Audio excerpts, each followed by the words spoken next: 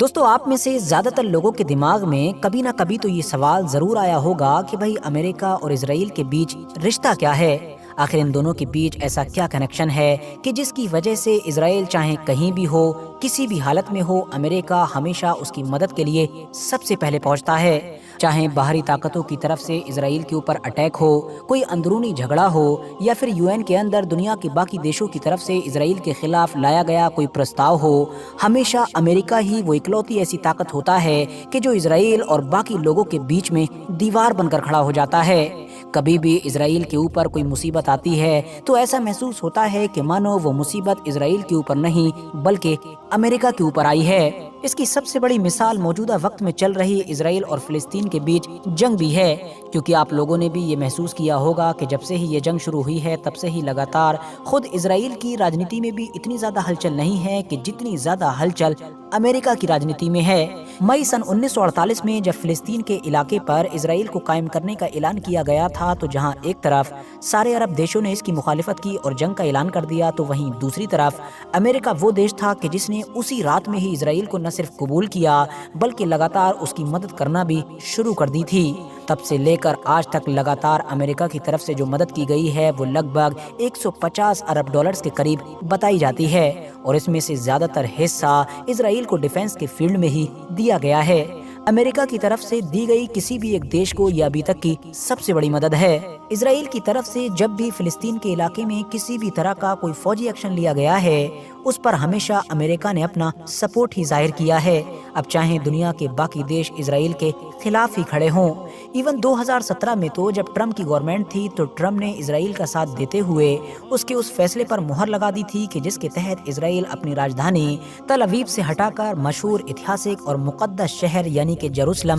لے جانا چاہتا تھا۔ ٹرمپ نے نہ صرف اس فیصلے پر مہر لگائی تھی بلکہ اپنی امریکن ایمبیسی کو بھی تل ابیب سے ٹرانسفر کر کے یروشلم پہنچا دیا تھا۔ اس فیصلے پر کافی ویرودھ ہوا تھا اور پورے مڈل ایسٹ میں کافی وواد دیکھنے کو ملا تھا۔ دنیا کے بے شمار دیشوں کی طرف سے اس فیصلے کے خلاف UN میں ایک پرستاؤ بھی لے جایا گیا تھا، مگر ہمیشہ کی طرح امریکہ نے اس کو ویٹو کر دیا تھا۔ اور یہ کوئی پہلی بار نہیں تھا بلکہ امریکہ تو 1972 سے لگاتار اب تک اسرائیل کے خلاف لائے گئے اس طرح کے لگ بھگ 53 سے 54 پرستاؤ کو UN میں ویٹو کر چکا ہے۔ مگر اب سوال یہی ہے کہ آخر امریکہ اسرائیل کو اتنا کھل کر سپورٹ کرتا کیوں ہے؟ ورنہ آج کے دور میں تو ہم دیکھتے ہیں کہ دنیا کی راجنیتی میں جتنے بھی دیش آپس میں دوست ہیں وہ یقینی طور پر اپنے اپنے فائدوں کی وجہ سے ہیں، اور اگر دشمن ہیں تو بھی اپنے اپنے نقصان کی وجہ سے ہیں۔ اپنے فائدے اور نقصان کے بغیر کوئی بھی دیش اس طرح کا کوئی بھی فیصلہ نہیں لیتا ہے۔ تو اب سوال یہ ہے کہ آخر امریکہ کو اسرائیل سے کیا فائدہ ہے؟ آخر کیا وجہ ہے کہ ایک سپر پاور ہونے کے باوجود بھی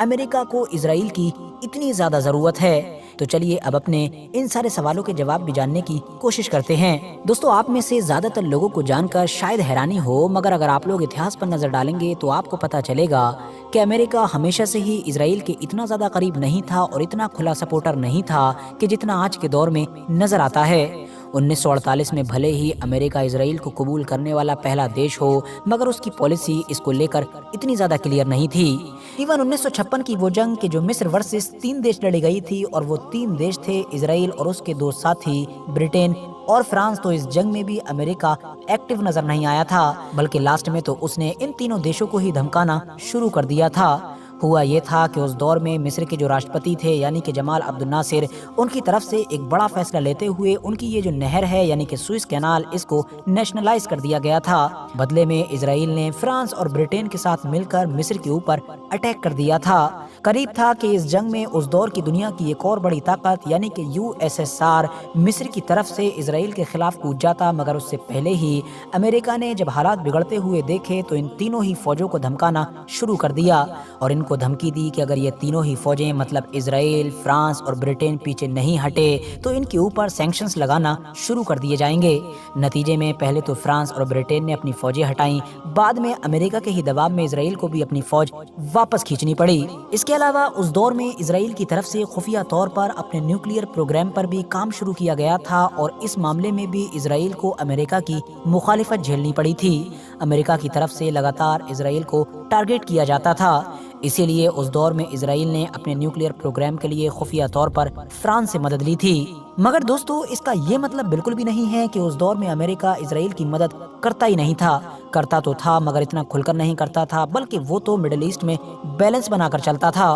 क्योंकि ये भी एक अनडिनाइबल फैक्ट है कि अमेरिका को शुरू से ही पता था कि मिडिल ईस्ट के इलाके में अपनी पावर को मेंटेन रखने के लिए इजराइल बहुत ज़रूरी है। वही मिडिल ईस्ट का इलाका कि जो नई दुनिया की सबसे बड़ी दौलत मतलब कि तेल से माला माल था। वैसे तो अमेरिका ऑलरेडी काफ़ी पहले ही सऊदी अरबिया जैसे देशों से दोस्ती करके उनसे बहुत सारे डील्स वगैरह भी कर चुका था और उसका तेल वगैरह का सब कुछ ठीक ठाक चला करता था। मगर प्रॉब्लम यही थी कि अमेरिका सऊदी अरबिया या इस तरह के दूसरे बाकी मिडिल ईस्ट देशों पर पूरी तरीके से भरोसा नहीं कर सकता था। अमेरिका को पता था कि इन सारे मुस्लिम देशों के मुकाबले में जो इजराइल है वो आइडियोलॉजी या फिर दूसरी चीज़ों के हिसाब से अमेरिका के ज़्यादा करीब है और ये इजराइल और बाकी मुस्लिम देश हर मामले में एक दूसरे के ऑपोजिट हैं। तो जब कभी भी किसी मुद्दे पर ये सारे देश अमेरिका के मुखालिफ खड़े होंगे तो उस मामले में इजराइल ऑटोमेटिकली अमेरिका की ही तरफ खड़ा हुआ नजर आएगा। बस इसीलिए अमेरिका ने पहले ही दिन न सिर्फ इजराइल को कबूल किया था बल्कि लगातार इसको माली तौर पर सपोर्ट करना भी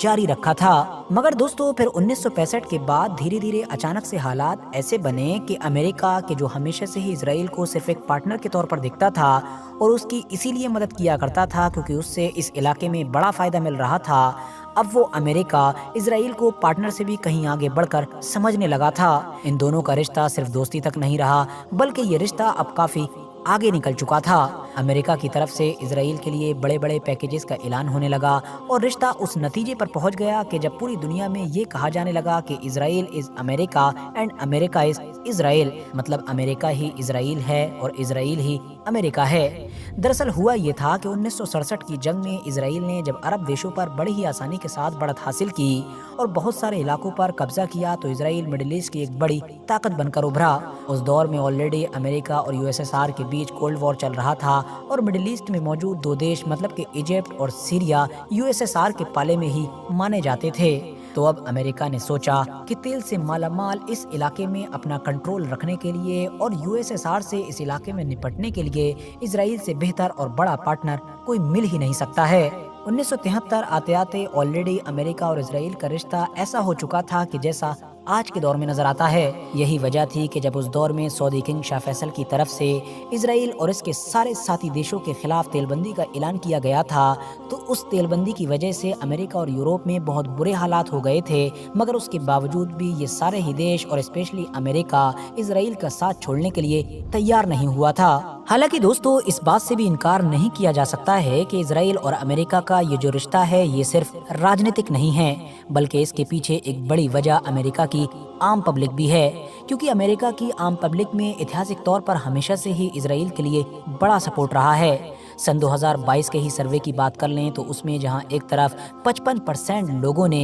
इजराइल की तरफ सपोर्ट दिखाया था तो वहीं सिर्फ 26% लोग ही फिलिस्तीन के साथ खड़े हुए नजर आए थे। यही वजह है कि अमेरिका की राजनीति में जब भी कोई इंसान प्रेसिडेंट वगैरह बनना चाहता है और अपनी रिलीज वगैरह करता है तो वो हमेशा ये दिखाने की कोशिश करता है कि वो इजराइल के सबसे ज्यादा करीब है। न सिर्फ इजराइल के साथ अपनी गहरी दोस्ती को जाहिर करता है बल्कि ये भी साबित करने की कोशिश करता है कि फ्यूचर में वो दूसरे कैंडिडेट के मुकाबले में इजराइल की ज्यादा मदद करेगा, क्योंकि जाहिर है इन सब चीजों के बगैर तो वहाँ का कोई भी कैंडिडेट इलेक्शन में जीतने के बारे में सोच भी नहीं सकता है। वैसे तो अमेरिका में यहूदियों की आबादी 7 से 8 मिलियन के करीब है जो पूरी अमेरिकी आबादी का सिर्फ 2.5% भी नहीं बनता है, मगर उसके बावजूद भी अमेरिका के सिस्टम पर और अमेरिका की राजनीति पर यहूदियों की मजबूत पकड़ है। वजह यही है कि आबादी में भले ही यहूदी वहाँ पर कम हो मगर यकीनी तौर पर जो हैं वो मजबूत बहुत हैं। इवन अगर आप लोग अमेरिका के 100 सबसे अमीर लोगों की लिस्ट उठाकर भी देखोगे तो उसमें आप लोगों को एक बड़ा नंबर